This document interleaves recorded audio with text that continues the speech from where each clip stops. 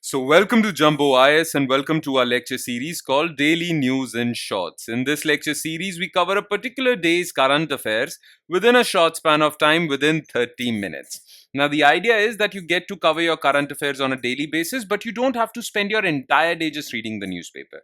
Therefore, we will cover that day's current affairs quickly.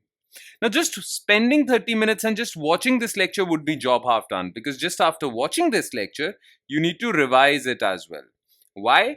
Well, revision helps in consolidating these current affairs in your memory. Otherwise, you'll quickly forget them. Now, you can revise these current affairs from the notes provided by us, and these notes shall be shared on our Telegram platform. The link to our Telegram channel is provided in the comment section just below this video. Alright, let's begin today's discussion. But first, let's take a look at the list of topics that we shall cover today. So in total, we'll be covering 3 topics, okay? Because these were the only 3 topics that were important from the perspective of civil services examination. Number 1 in this list is importance of Crimean Peninsula. As you all know, that USA is trying to broker a deal between Russia and Ukraine to stop the war. Now, there is a lot of give and take of territories between the two countries. If a deal has to be penned down, then it would involve a lot of basically give and take of territories. Within this give and take of territories, Crimean Peninsula or Crimea is of strategic importance for both Russia and Ukraine. So what is this Crimean Peninsula and what is its importance for Russia? We'll talk about this. Then we'll talk about liberalized remittance scheme by RBI.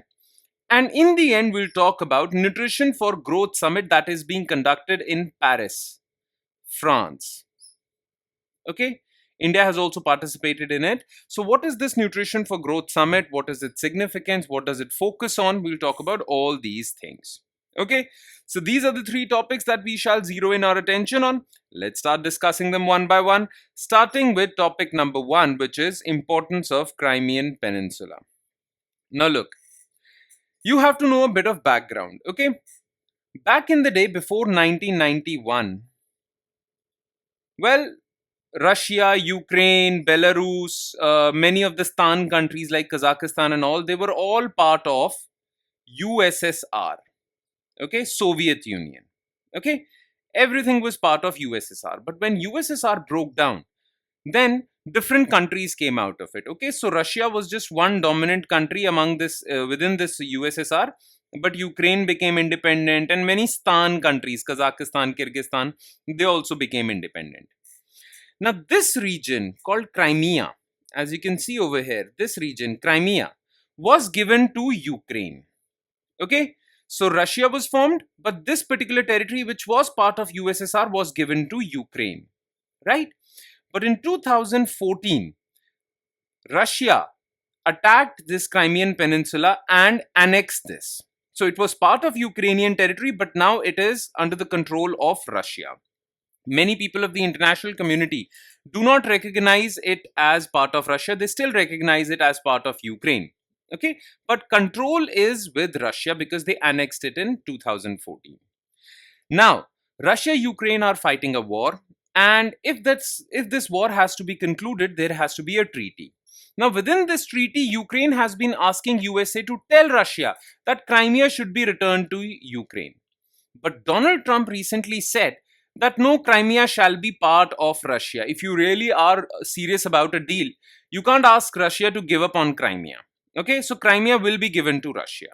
So USA has basically ceded or basically has gone back on its stand. Okay, USA has given up on its stand it had taken in favor of Ukraine. Now USA favors Crimea to go to Russia. Clear? Now, what is so special about Crimea? Why Ukraine wants Crimea and why is Russia so hell-bent on Crimea? Why did Russia attack Ukraine in the first place in 2014?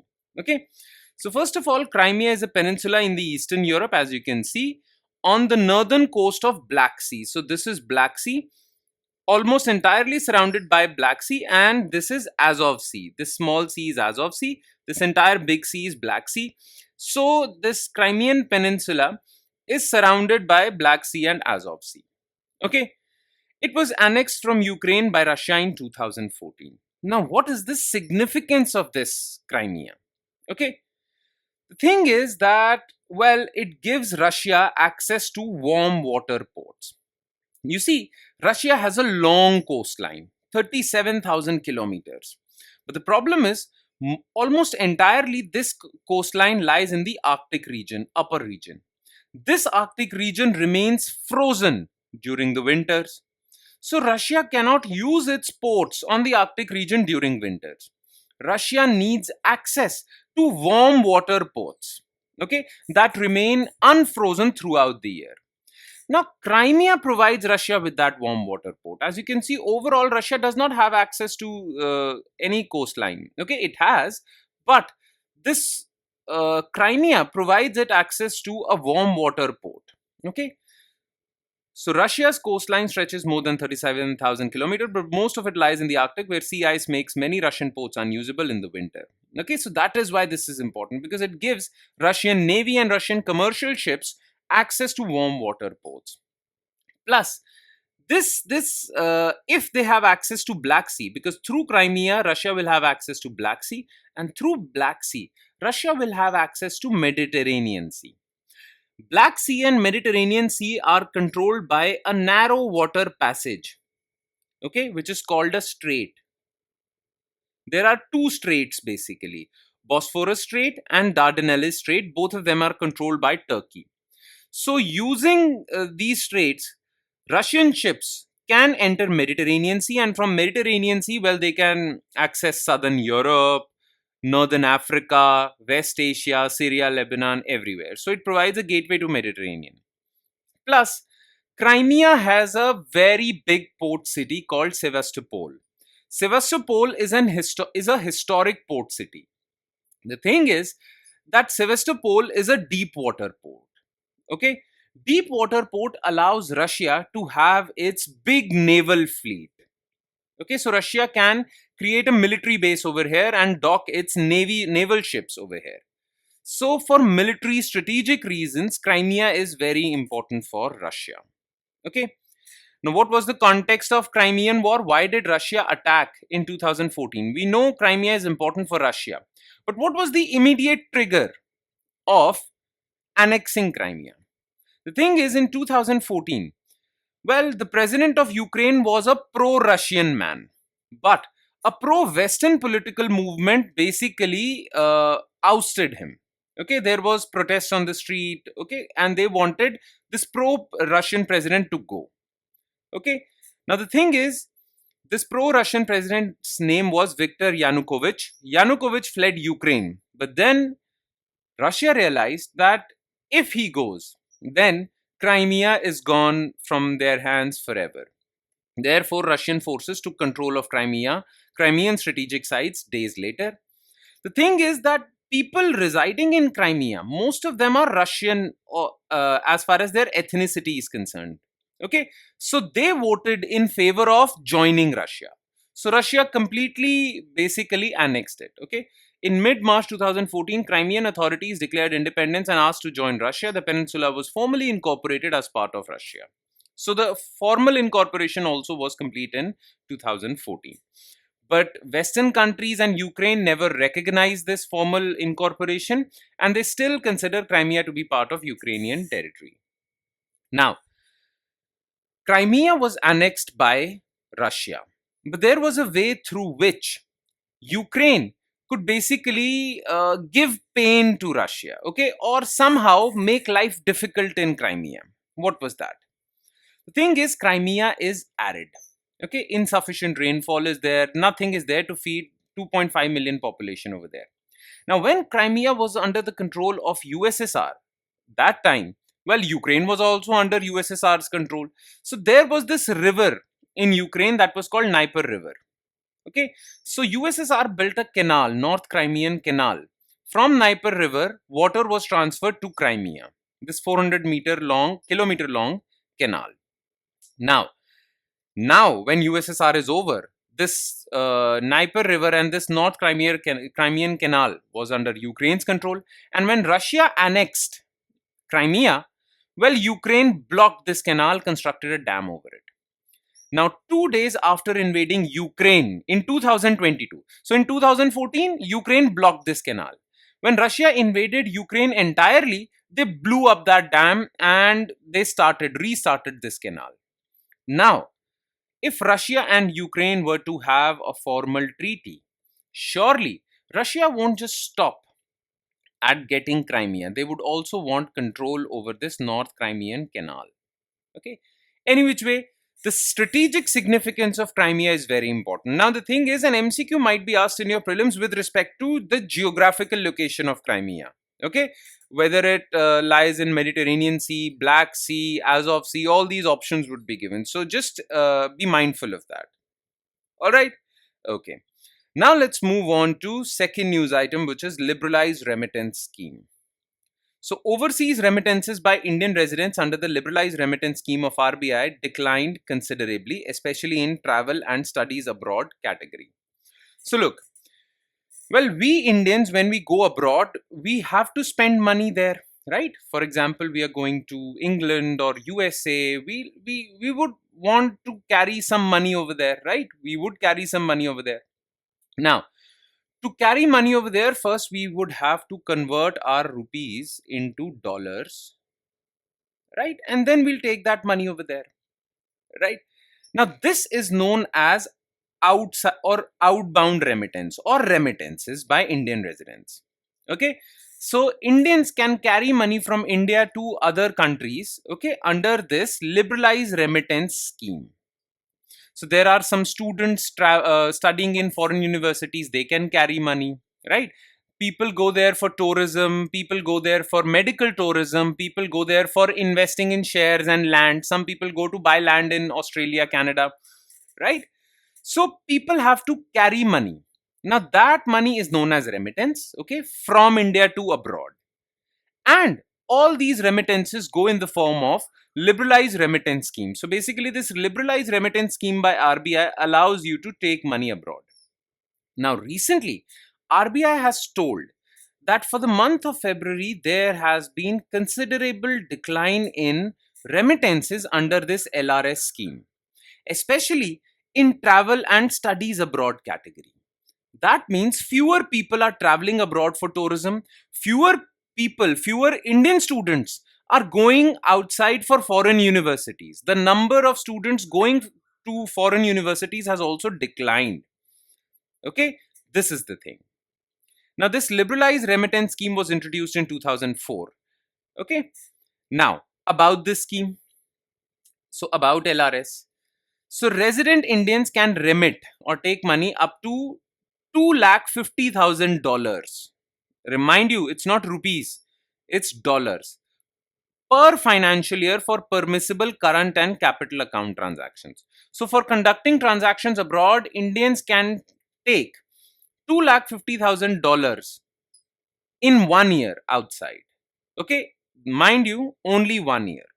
Now, these transactions can be for education purposes, you're going abroad, for medical treatment, purchase of foreign property, investment in foreign stocks, for tourism. Okay, these are the transactions that are permissible under liberalized remittance scheme.